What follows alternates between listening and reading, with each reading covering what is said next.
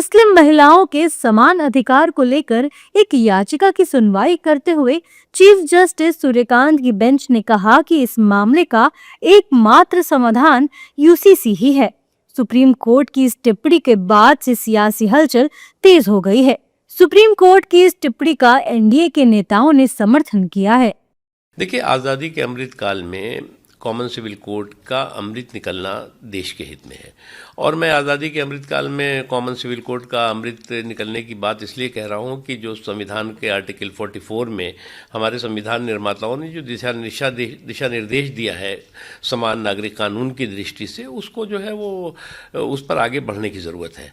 और मेरा मानना है कि कोई भी समान नागरिक कानून पूरे मुल्क के लिए है, किसी मज़हब के लिए नहीं है। सभी मज़हबों की आस्था के संरक्षण और सामाजिक व्यवस्था के सुधार का है। और इस पर जो है वो किसी तरह का सांप्रदायिक कन्फ्यूज़न क्रिएट करने की किसी को भी कोशिश नहीं करनी चाहिए। नहीं, ये तो सुप्रीम कोर्ट का न्याय निर्णय है। सुप्रीम कोर्ट का न्याय निर्णय है। सुप्रीम कोर्ट ने गवर्नमेंट को सजेस्ट किया है that you should take appropriate action looking after all the protest which is happening in the country. इस सब को देखते हुए कि समाज का विभाजन ना हो, समाज एकजुट रहे और सभी को आगे बढ़ने का मौका मिले, इन सब चीज़ों को ध्यान में रखते हुए इसको रीलुक करिए। वहीं विपक्ष के नेताओं ने सुप्रीम कोर्ट की इस टिप्पणी पर अपनी प्रतिक्रिया दी। यूसीसी लागू करने से पहले बहुत सारे स्टेक होल्डर्स हैं जिनसे बात करने की ज़रूरत है और हर वर्ग को साथ में लेने की ज़रूरत है कि यूसीसी की आड़ में जैसे यूजीसी गाइडलाइंस हैं, यूजीसी गाइडलाइंस की आड़ में फिर से ध्रुवीकरण कैंपसेस पे लाए। ऐसा ना हो यूसीसी के आड़ में ये लोग और अपना राजनीतिकरण करें और इस तरीके का ध्रुवीकरण करें जो देश के लिए हानिकारक हो।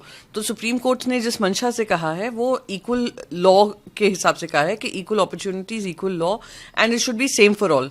पर जहाँ तक हमने देखा है जो सरकार चल रही है, उन्होंने हर एक ही जो लॉ लेकर आए हैं वो इस हिसाब से लेकर आए हैं कि एक अच्छी मंशा होती है पर एग्जीक्यूशन ऐसा होता है जहाँ पे उनको पॉलिटिकल फ़ायदा हो। तो स्टेक होल्डर से डिस्कशन करने की ज़रूरत है और आने वाले समय में सबको कॉन्फिडेंस में लेकर कोई बदलाव लाना होगा तो लाने की ज़रूरत है। देखिए, लॉ कमीशन जो इन्हीं के द्वारा नियुक्त किया गया था मोदी गवर्नमेंट के द्वारा, उसने ही कहा था अनवारंटेड है, संभव नहीं है। लेकिन जहाँ यूसीसी लाया, जैसे उत्तराखंड में लाया और जगहों पर जो लाने का प्रयास कर रहे हैं वो यूसीसी थोड़ी है।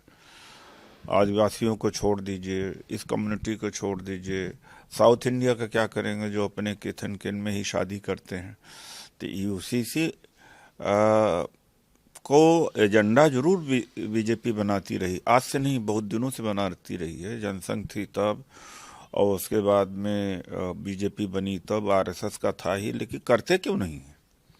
इन्हीं के द्वारा जो लॉ कमीशन अपॉइंटेड है उसी ने कहा कि संभव नहीं है। तो आप असम के लिए अलग यूसीसी, तो यूसीसी रह कहाँ गया? सुप्रीम कोर्ट ने ये टिप्पणी मुस्लिम महिलाओं के उत्तराधिकार अधिकारियों की एक याचिका की सुनवाई के दौरान की थी, लेकिन इस टिप्पणी के बाद देश में सियासी बयानबाजी भी तेज हो गई है।